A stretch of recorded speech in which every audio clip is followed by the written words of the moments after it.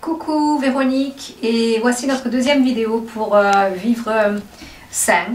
Donc cette vidéo en fait est dédiée à la pulpe d'amande. C'est ce qui nous restait de la vidéo précédente quand on a, je vous ai montré comment faire son propre lait d'amande. Et donc ce qui restait était de la pulpe des amandes qui est ici. Voilà. Donc ça c'est conservé au frigo, vous pouvez conserver pendant 2 jours au maximum. Et puis après il vaut mieux la faire ou la jeter si vous ne vous en servez pas. Et donc on va faire une tarte à la pomme cannelle avec cela. La base sera végétalienne, donc il n'y aura pas d'œufs ou quoi que ce soit. Donc tout est fait à base de noix. Je vais vous montrer exactement ce qu'on va utiliser du début jusqu'à la fin. Ok, donc on commence. Donc premièrement, j'ai fait bouillir de l'eau comme ceci, car je vais utiliser du chocolat noir à pâtisserie. Donc c'est pas sans gluten, je précise, puisque c'est du chocolat que j'ai acheté en magasin en fait, pour faire de la pâtisserie. Donc c'est plutôt végétalien, végétarien, donc, hein, mais c'est pas sans gluten. Mais bien entendu, maintenant sur le marché, on peut trouver aussi du chocolat sans gluten. Donc si vous préférez utiliser cela comme base, c'est pas un problème du tout. Donc ce que je vais faire pendant que je vais après vous montrer un peu tous les ingrédients, je vais verser donc mon eau bouillante donc dans un récipient, hein, peu importe ce que vous choisissez, comme ceci. C'est donc au bain-marie, donc on va le laisser tremper tranquillement, comme ça, ça va prendre du temps un petit peu. Mais c'est le but de toutes ces vidéos, c'est d'essayer de faire vraiment du végétalien le plus possible, mais aussi du végétalien sans trop cuisiner. Donc en gros, vraiment un minimum de cuisson est vraiment nécessaire dans tout ce qu'on fait. Donc, je rajoute juste un petit peu d'eau bouillante pour mélanger le chocolat et le faire fondre. Donc, juste pour vous montrer un petit peu, donc ça commence à fondre tranquillement. Ok. Voilà, donc on va laisser un petit peu comme ça. Je vais juste rajouter légèrement de l'eau. Donc là il y a 100 g de chocolat noir. Je préfère le chocolat noir personnellement. Après vous pouvez choisir un chocolat au lait si vous préférez. Donc chocolat pâtisserie. Voilà. J'ai utilisé, donc comme je vous ai parlé tout à l'heure, de la pulpe d'amande, d'accord, de la cannelle. C'est la poudre de cannelle. Et donc j'ai goûté en fait des pépins de pommes et c'est super bon. Et ça a vraiment un arôme intense en fait. Donc je voudrais les mettre aussi dans mon mélange de la pâte qui va être la base de la tarte. Et c'est vraiment un petit peu une expérience, mais c'est vraiment un goût super. Donc on va mettre ça aussi. Donc j'ai gardé quelques pépins de pommes donc aussi. On va utiliser de la noix de coco râpée, d'accord, ça vous pouvez trouver aussi en magasin, c'est assez simple. Et aussi la base principale sont des noix de pécan. Alors toutes mes noix, quand je travaille avec les noix, chose qui se fait très très souvent, je les fais tremper avant et je les égoutte. Donc toujours le même processus, comme les amandes, minimum 2 heures pour les faire tremper. Et puis après vous pouvez aussi les laisser une demi-journée, voire même une journée si vous êtes au travail, que vous le faites le matin avant que vous rentrez le soir après pour les égoutter, pardon. Donc du moment qu'elles sont couvertes et mises dans le frigo, c'est le principal. Donc voilà. On aura, alors après au niveau de ce qu'on va avoir besoin, bien entendu, c'est une tarte à la pomme, donc on aura besoin de 2 pommes. Donc ça ce sont des pommes rouges, enfin de cuisson, vous pouvez utiliser les pommes que vous aimez. Le principal c'est que les vertes sont un peu trop amères et c'est pas vraiment l'idéal au niveau des gâteaux, etc. et tout. Et surtout que nous on évite quand même de faire cuire au maximum. Donc celles-ci sont en fait disons entre les deux. Donc c'est très bien pour la recette qu'on veut faire et surtout de la façon dont on veut la faire, d'accord. Donc ce sera les pommes. Alors moi je l'ai déjà préparé la veille bien entendu, sinon ça prendrait trop de temps. Le but c'est de couper les pommes donc en morceaux. Je vous montre comme ceci. Donc là, je vais avoir besoin, alors excusez-moi, voilà. Donc elles sont déjà préparées. Ce que j'ai fait en fait, donc comme vous voyez, je les ai coupées en morceaux. Elles sont souples, tout simplement parce que je les ai fait tremper toute la nuit et couverts et mis dans le frigo après cela, avec de l'eau bouillante, de l'eau bouillie avec de la cannelle et aussi un sweetener naturel qui vient d'un arbre, donc qui s'appelle l'agave. Et donc je me sers de ça en tant que sweetener. Ok, je sais pas si vous voyez. Donc ça c'est ce qu'on peut retrouver ici en Angleterre. Après vous pouvez voir dans les magasins de santé en France ou de produits naturels, voir ce qu'ils vendent aussi. Mais c'est de l'agave. Après vous pouvez utiliser du miel si vous préférez. Vous pouvez utiliser golden syrup si vous avez, si ça vous plaît aussi, sans gluten. Donc tout dépend de ce que vous préférez vraiment. Et puis donc pour vous expliquer au niveau donc, des pommes, donc je les ai coupées en morceaux comme ceci, d'accord, plus ou moins. Je les ai fait tremper dans de l'eau bouillante avec de la cannelle et du sirop d'agave pour que ça soit bien sucré. Ce que j'ai fait, c'est que ce matin, je les ai sorties du frigo. Elles étaient encore un peu dures, donc c'est ok de les mettre dans le four. Je les mets à 200 degrés. Je les ai laissées 10 minutes dans le four avec tout à l'intérieur, c'est-à-dire l'eau, tout ce qui va avec.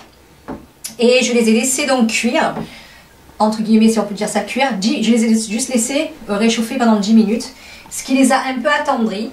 Mais ça ne les a pas totalement cuites. Donc c'est le principal, c'est de garder toutes les nutritions possibles et tous les nutriments possibles dans tout ce qu'on utilise.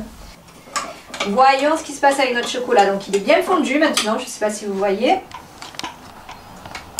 Il est vraiment, je ne sais pas trop, très bien fondu. Donc on va pouvoir l'utiliser dans notre pâte. Donc ça c'est super. Ce que je vais faire, je vais mettre ça ici.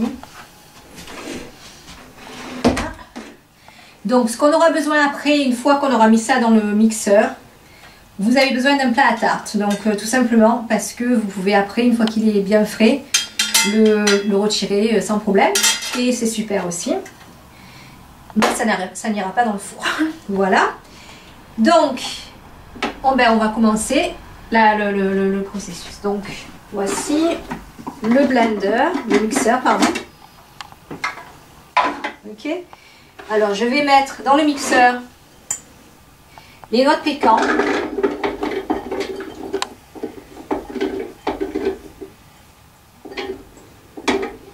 Donc, il faut un mixeur qui soit quand même assez costaud parce que bon, les noix, elles sont trempées. Donc ça, elles sont un peu plus souples que quand elles sont naturelles. Sèches, je veux dire. Mais c'est quand même beaucoup d'ingrédients à l'intérieur. Donc ce mixeur, il est tout juste, il fait tout juste l'affaire avec cela. Je vais mettre donc la plus peu d'amandes, que je pense que je ne pourrais pas tout mettre. Mais après, c'est à vous de voir. Si vous avez un mixeur plus gros, vous pouvez le faire. Vous pouvez tout mettre aussi. Hein. Voilà, donc ça c'est la pulpe d'amande qui avait été mélangée avec des dattes. Voilà, si vous n'avez pas vu la vidéo. Donc c'est comme ça que je fais mon lait d'amande, mélangé avec des dattes, pour l'adoucir un petit peu. Et donc tout ça c'est très bon aussi maintenant. Ok, je vais mettre un petit peu de cannelle. Donc vous voyez un petit peu comment vous en mettez, hein, c'est à vous de voir. En gros, ça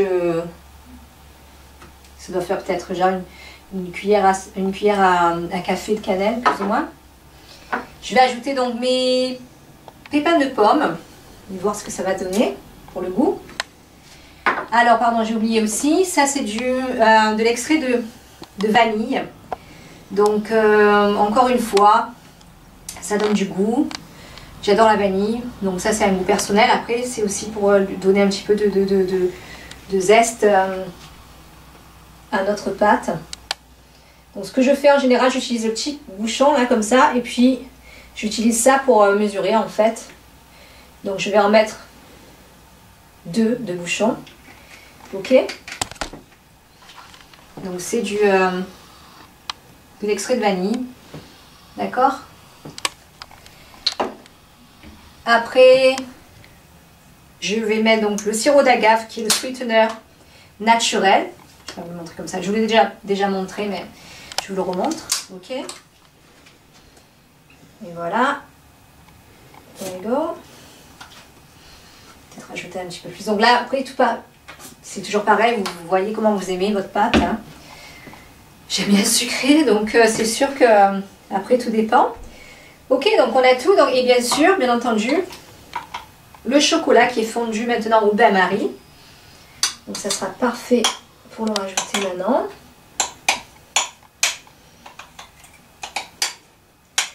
Voilà. Donc malheureusement mon mixeur pour l'instant c'est pas le top au niveau de la quantité. Donc il va falloir que je le fasse en plusieurs fois.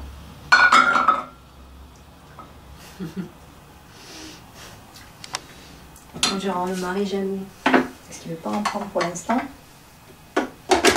Ok. Donc, c'est un mixeur qui fait 2, donc vous inquiétez pas, ça fait un peu de bruit, mais on va mixer tout ça. Ce que je vais faire, je vais juste rajouter un petit peu de l'eau pour le rendre légèrement plus consistant. Je vais rajouter de l'eau en fait de ma cuite des pommes, qui est en fait une eau sucrée de cannelle et d'agave aussi. Donc ça pourra servir. Parfait. On ne veut pas trop liquide non plus parce que sinon ça ne va pas faire la pâte consistante qu'on a besoin. Je vais faire l'affaire.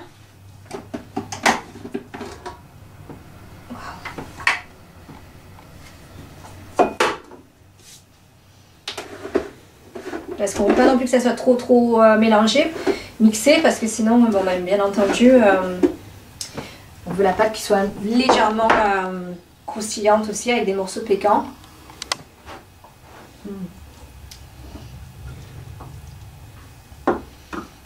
Voilà.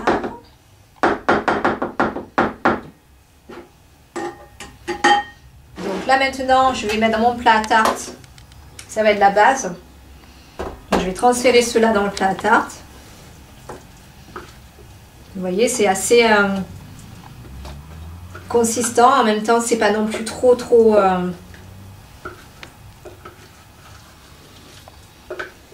liquide. Donc on va essayer d'étaler tout cela d'abord.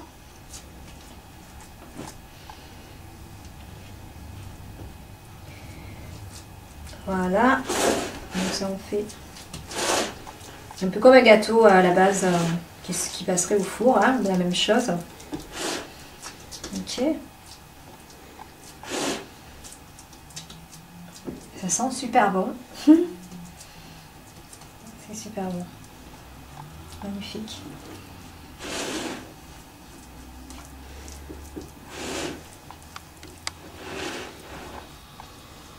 Ok, magnifique. Voilà. Ça va faire une pâte bien épaisse une fois qu'elle est bien mise au frigo pendant quelques heures. Elle va s'épaissir un petit peu, enfin se durcir. Et donc ça va être super. Donc là, ce que j'ai préparé moi la veille, c'est là.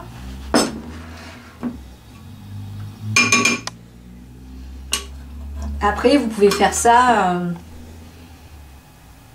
le matin, les préparer, et puis dans la journée, en fin d'après-midi ou quoi que ce soit, vous pouvez faire votre tarte en les mettant 10 minutes au four. Donc ce que je vais faire, je vais mettre des pommes maintenant. Ok. Donc après, vous les arrangez un peu comme vous voulez, hein.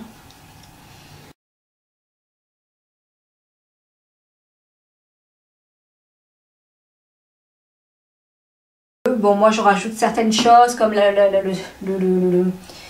l'extrait de vanille comme ça. Après, c'est selon son goût aussi, vous n'êtes pas obligé de le mettre non plus. La cannelle, qui est déjà un arôme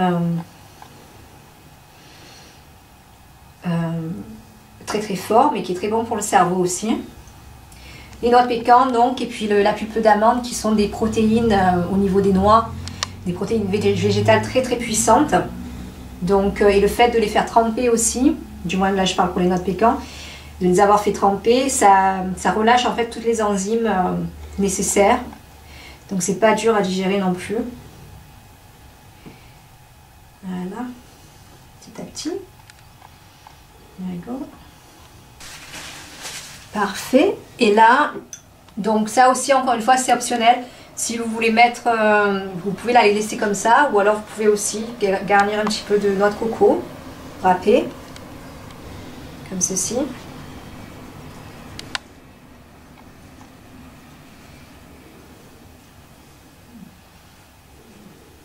Ça ira. Oups. Voilà. C'est notre tarte à la pomme, cannelle, végétalienne. Et donc une fois qu'elle sera un peu plus, même maintenant elle commence déjà à se, vous voyez, je sais pas, je vais pas la renverser. Parfait, je sais pas si on voit bien. Et ça encore, elle n'est même pas encore mise au frigo. Donc vous imaginez encore comment ça va être une fois mise au frigo. Donc tout ça, ça a été sans mettre la tarte au four.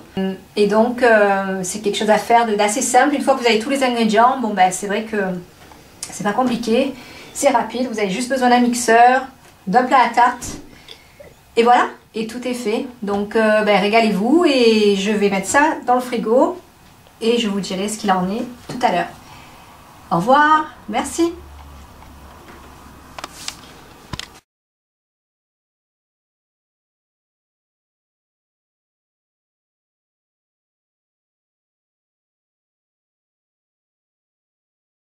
Est vraiment nécessaire dans tout ce qu'on fait. Donc, je rajoute juste un petit peu d'eau bouillante pour mélanger le chocolat et le faire fondre. Donc, juste pour vous montrer un petit peu, donc ça commence à fondre tranquillement. Ok. Voilà, donc on va laisser un petit peu comme ça. Je vais juste rajouter légèrement de l'eau. Donc là il y a 100 g de chocolat noir. Je préfère le chocolat noir personnellement. Après vous pouvez choisir un chocolat au lait si vous préférez. Donc mon eau bouillante. Donc dans un récipient, hein, peu importe ce que vous choisissez. Comme ceci. C'est donc au bain-marie. Donc on va le laisser tremper tranquillement. Comme ça, ça va prendre du temps un petit peu. Mais c'est le but de toutes ces vidéos, c'est d'essayer de faire vraiment du végétalien le plus possible, mais aussi du végétalien sans trop cuisiner. Donc en gros, ben, vraiment un minimum de cuisson. Car je vais utiliser du chocolat noir à pâtisserie. Donc c'est pas sans gluten, je précise, puisque c'est du chocolat que j'ai acheté en magasin pour faire de la pâtisserie. Donc c'est plutôt végétalien, végétarien, donc, hein, mais c'est pas sans gluten. Mais bien entendu, maintenant sur le marché, on peut trouver aussi du chocolat sans gluten. Donc si vous préférez utiliser cela comme base, c'est pas un problème du tout. Donc ce que je vais faire, pendant que je vais après vous montrer un peu tous les ingrédients, je vais verser donc ça c'est conservé au frigo. Vous pouvez conserver pendant 2 jours au maximum. Et puis après il vaut mieux la faire ou la jeter si vous ne vous en servez pas. Et donc on va faire une tarte à la pomme cannelle avec cela. La base sera végétalienne, donc il n'y aura pas d'œufs ou quoi que ce soit. Donc tout est fait à base de noix. Je vais vous montrer exactement ce qu'on va utiliser du début jusqu'à la fin. Ok, donc on commence. Donc premièrement, j'ai fait bouillir de l'eau comme ceci.